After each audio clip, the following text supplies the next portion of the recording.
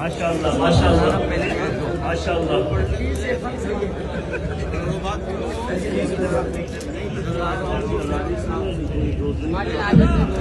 माशाअल्लाह। बिस्मिल्लाहिर्रहमानिर्रहीम। मैं सबसे पहले तो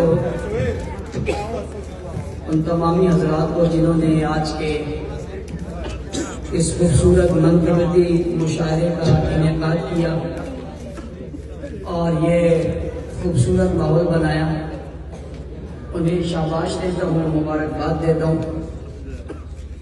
जो शुआराए किराम यहाँ तशरीफ लाए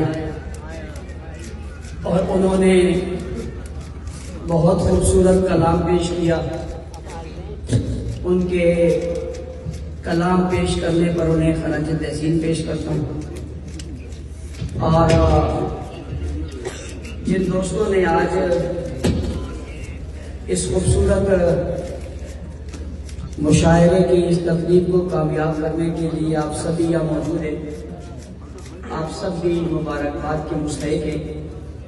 अल्लाह ताला हमें हमेशा ऐसी तकारीब